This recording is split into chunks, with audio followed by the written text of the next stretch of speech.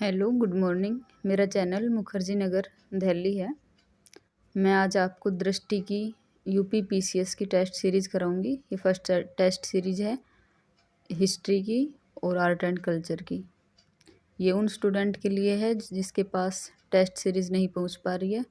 तो मैं अभी आपको सभी क्वेश्चन कराऊंगी, एक्सप्लेनेशन कराऊंगी। ओके।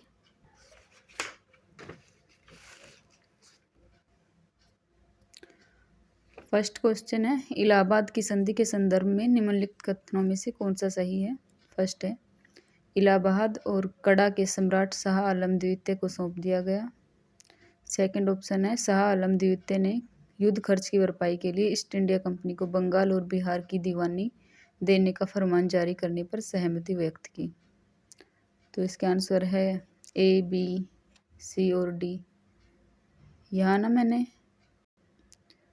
मैंने ऑलरेडी ये टिक कर दिया है। नेक्स्ट जब भी कराऊंगी तो टिक नहीं करूंगी। इसमें आएगा ऑप्शन ए, इलाहाबाद और कड़ा ने सम्राट शाह आलम द्वितीय को सौंप दिया। ये राइट है। इसकी एक्सप्लेनेशन दिखाती हूँ।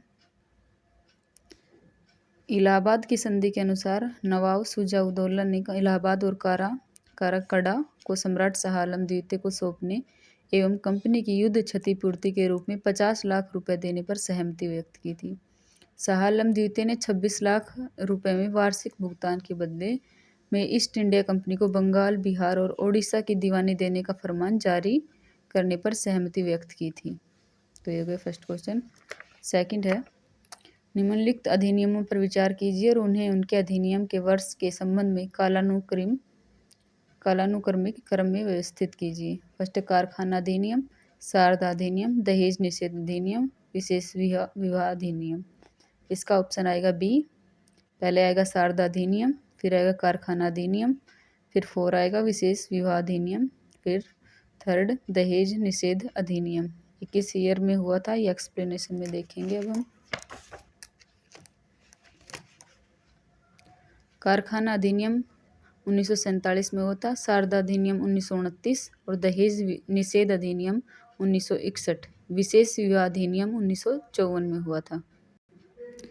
थर्ड क्वेश्चन है, निम्नलिखित में से किस ब्रिटिश अधिकारी ने बिहार में 1857 के विद्रोह को दबाया। ऑप्शन ए है John Nicholson, John Hugh Rose, sir Colin Campbell और विलियम टेलर। बिहार में विलियम टेलर ने विद्रोह को दबाया था और बाकी की अभी एक्सप्लेनेशन में देखते हैं।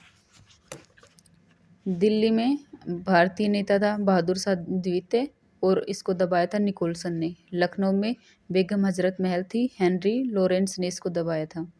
कानपुर में नाना साहब थे और विद्रोह को दबाने वाले सर कोलिन कैंपबेल थे।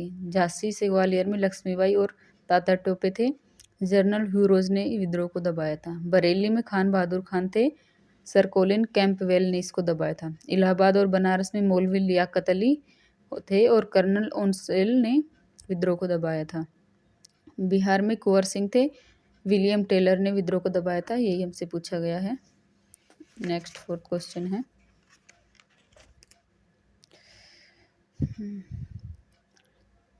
सूची 1 को सूची 2 से मिलाना है। इसको इल्बर्टविल, काकोरी षड्यंत्र, लखनऊ समझौता, प्रत्यक्ष कार्रवाई दिवस। ये किस वायसराय के टाइम पे हुई थी। इसके ऑप्शन है Lord Wavell, Lord Chelmsford, Lord reading और लॉर्ड रिपन। तो इसका आएगा इल्बर्ट बिल विवाद आया था लॉर्ड रिपन के टाइम पे, काकोरी षड्यंत्र आया था लॉर्ड रीडिंग के टाइम पे, लखनऊ समझौता हुआ था चैम्सफोर्ड के टाइम पे और प्रत्यक्ष कार्यवाही दिवस बना था लॉर्ड वेवेल के टाइम पे। इसके एक्सप्लेनेशन देखेंगे। ये Ilbert bill Lord Ripon, Kakori षड्यंत्र लॉर्ड रीडिंग, लखनऊ संधि लॉर्ड चैम्सफोर्ड, प्रत्यक्ष कार्यवाही दिवस लॉर्ड वेवेल। फिर है फिफ्थ क्वेश्चन, वाईकोम सत्याग्रह से संबंधित है। पी कृष्णा पिल्लई, के जी मसरूवाला और सी ऑप्शन है के केलपन और डी मातंगिनी हाजरा। उसका आएगा ऑप्शन सी। एक सेकेंड, इसकी एक्सप्लेनेशन थोड़ी बड़ी है त्रावणकोर की रियासत में सामंती सैन्यवादी और रीति रिवाजों से ग्रस्त सरकार की क्रूर व्यवस्था थी। त्रावणकोर में कुछ सबसे कठोर, परिष्कृत और क्रूर सामाजिक मानदंड एवं रीति रिवाज देखे गए हैं। एझावा और पुलाया जैसी निम्न जातियों को दूषित माना जाता था और उन्हें उच्ची जातियों से दूर रखने हेतु कई नियम थे। 30 मार्च 1924 को सत्याग्रहियों ने न केवल मंदिर में प्रवेश पर बल्कि मंदिरों के आसपास की सड़कों पर चलने पर भी प्रतिबंध सहित विभिन्न गैर सामाजिक मानदंडों के खिलाफ आंदोलन शुरू किया। माधवन के.पी. केशव मेनन, जो केरल प्रदेश कांग्रेस कमेटी के तत्कालीन सचिव थे, कांग्रेस नेता एवं शिक्षाविद के केलप्पन, जिन्हें केरल गांधी के नाम से भी जाना जाता है, को वाईकोम सत्याग्रह आंदोलन का अग्रदूत माना जाता है। वर्ष 2024 वाईकोम सत्याग्रह का शताब्दी वर्ष है। एक करंट का क्वेश्चन है कि 2024 को वाईकोम सत्याग्रह का शताब्दी वर्ष मनाया जा रहा है और क्वेश्चन का आंसर है के केलप्पन, जिन्हें केरल गांधी के नाम से जाना जाता है, वाईकोम सत्याग्रह आंदोलन के अग्रदूत माने जाते थे। क्वेश्चन 6 है, कथन ए को असर्शन और रीजन के है। असर्शन ए है, डच और अंग्रेजी ईस्ट इंडिया कंपनियों दोनों ने मसूलीपट्टनम शहर को नियंत्रित करने का प्रयास किया क्योंकि यह 17वीं शताब्दी रीजन है, यह 17वीं शताब्दी में पश्चिमी तट पर सबसे महत्वपूर्ण बंदरगाह बन गया था। ए आर दोनों ठीक है, ए सही की एक्सप्लेनेशन है, नहीं है।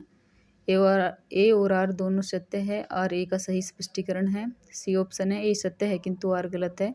डी है, आर सत्य है किंतु ए गलत है। तो ऑप्शन सी है, ए सत्य है किंतु आर गलत है, क्योंकि यह 17वीं शताब्दी में पश्चिमी तट पर नहीं बल्कि आंध्र तट पर सबसे महत्वपूर्ण बंदरगाह बन गया था। एक्सप्लेनेशन है 6 क्वेश्चन की। मसूलीपट्टनम शहर कृष्णा नदी के डेल्टा पर स्थित है। यह 17वीं शताब्दी में गहन आर्थिक गतिविधियों का केंद्र था। डच और अंग्रेजी ईस्ट इंडिया दोनों कंपनियों ने मसूलीपट्टनम को नियंत्रित करने का प्रयास किया क्योंकि यह आंध्र तट पर सबसे महत्वपूर्ण बंदरगाह बन गया था। क्वेश्चन 7 है, निम्नलिखित में से कौन सी घटना लॉर्ड कर्जन के कार्यकाल से संबंधित नहीं है? बंगाल विभाजन, ऑप्शन बी भारतीय लोक सेवा मंडल का गठन, ऑप्शन सी अकाल आयोग की स्थापना और ऑप्शन डी हंटर आयोग का गठन। तो बंगाल विभाजन कर्जन के टाइम पे हुआ था, लोक सेवा मंडल कर्जन के टाइम पर हुआ था, अकाल आयोग की स्थापना भी कर्जन के टाइम पे हुई थी, लेकिन हंटर आयोग का गठन हंटर था कोई उसके टाइम पे हुई थी। इसकी एक्सप्लेनेशन है 7 का डी आएगा, हंटर आयोग नहीं पूछा था इसमें। वर्ष 1882 में सरकार ने 1854 की प्रेषण के बाद से देश की शैक्षिक प्रगति की समीक्षा के लिए एक आयोग नियुक्त किया गया, जिसकी अध्यक्षता W हंटर ने की थी। हंटर आयोग की सिफारिशें प्राथमिक और माध्यमिक शिक्षा पर केंद्रित थी। क्वेश्चन 8 है,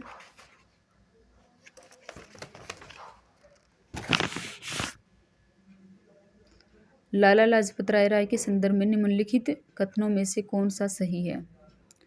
फर्स्ट है, उन्होंने वर्ष 1921 में सर्वेंट्स ऑफ पीपल्स सोसाइटी की स्थापना की। सेकंड, उन्होंने सर्वराज पार्टी के गठन में भी भाग लिया। तो ऑप्शन 1 ठीक है, 2 ठीक है, 1 और 2 दोनों ठीक है, या फिर 1 या 2 दोनों ही ठीक नहीं है। तो इसका आंसर आएगा सी ऑप्शन, 1 और दोनों बात ठीक है। एक्सप्लेनेशन देखते हैं। लाला लाजपत राय भारत के महानतम स्वतंत्रता सेनानियों में से एक थे। उन्हें पंजाब केसरी और पंजाब का शेर भी कहा जाता था। उन्होंने लोगों के कल्याण के लिए 1921 में सर्वेंट्स ऑफ पीपल सोसाइटी की स्थापना की। देशबंधु चित्तरंजन दास ने वर्ष 1922 में पंडित मोतीलाल नेहरू और लाला लाजपत राय के साथ स्वराज पार्टी की स्थापना की। तो दोनों ही ठीक हो गए। 9 है, श्रमिक संघ आंदोलन की शुरुआत से पहले भारत का पहला श्रमिक नेता किसे माना जाता है? Option A Narayan Mukherjee Lokhande, B option Lala Lajpat Rai, C option BP Wadia, D option Sorabji Shapoorji Bengali. तो 9 का आंसर आएगा ए नारायण मेघाजी लोखंडे। एक्सप्लेनेशन है 9th की। वर्ष 1890 में NM लोखंडे ने बॉम्बे मिल हेड्स एसोसिएशन की स्थापना की, जो भारत में पहला संगठित श्रमिक संघ था। उन्होंने बॉम्बे मिल हेड्स एसोसिएशन की स्थापना की, मराठी में दीनबंधु नामक पत्रिका पब्लिश की। और लाला लाजपत राय 19वीं सदी के अंत और 20वीं सदी की शुरुआत में भारतीय स्वतंत्रता आंदोलन के प्रमुख नेता थे। उन्होंने भारतीय राष्ट्रीय कांग्रेस, हिंदू महासभा, आर्य समाज में महत्वपूर्ण भूमिका निभाई। वह एक लेखक पत्रकार थे। उनकी रचनाएं the story of my deportation and unhappy India. PP Wadia ने वर्ष 1918 में मद्रास श्रमिक संघ का गठन किया। भारत के पहले संगठित श्रमिक संघों में से एक था। सोहराबजी सापुरजी बंगाली भारतीय एम्बुलेंस कोर के शामिल होने वाले पहले व्यक्ति थे जिनका गठन युद्ध की घोषणा के समय लंदन में किया गया, और उन्होंने नेटली में बीमारों और घायलों की सेवा की थी। क्वेश्चन 10 है, जमींदारी प्रथा के संदर्भ में निम्नलिखित कथनों में से कौन सा सही नहीं है? ऑप्शन ए, इसमें निश्चित किराए अधिभोग अधिकारों के प्रावधान के बिना सदस्यों के भूमि अधिकारों को स्थायी रूप से स्थापित कर दिया। ऑप्शन बी, वर्ष 1793 में लॉर्ड कॉर्नवालिस द्वारा स्थायी बंदोबस्त के माध्यम से पेश किया गया था। ऑप्शन सी, इस व्यवस्था के अंतर्गत भू राजस्व सीधे किसानों से वसूला जाता था। या ऑप्शन डी, यह बंगाल, बिहार और उड़ीसा में प्रचलित था। तो 10 का आएगा सी, इस आंदोलन के अंतर्गत भू राजस्व सीधे किसानों से वसूला जाता था। ये गलत है, बाकी तीनों ठीक है। इसके एक्सप्लेनेशन है, जमींदारी प्रथा 1793 में लॉर्ड कॉर्नवालिस द्वारा स्थायी बंदोबस्त के माध्यम से शुरू की गई। इसमें निश्चित किराए अधिभोग अधिकारों के प्रावधान के बिना सदस्यों के भूमि अधिकारों को स्थायी रूप से स्थापित कर दिया। जमींदारों नामक बिचौलियों के माध्यम से किसानों से भू राजस्व एकत्रित किया गया। इसमें था सीधे किसानों से भू राजस्व एकत्रित किया गया, ऐसा नहीं था। बिचौलियों के द्वारा भू राजस्व एकत्रित किया जाता था, जो भूमि के स्थायी मालिकों के रूप में मान्यता दी गई थी। यह बंगाल, बिहार, उड़ीसा, यूपी, आंध्र प्रदेश और मध्य प्रदेश में प्रचलित था। अभी मैं आपको 10 क्वेश्चन करवा रही हूँ, बाकी के फिर कराएंगे। Thank you.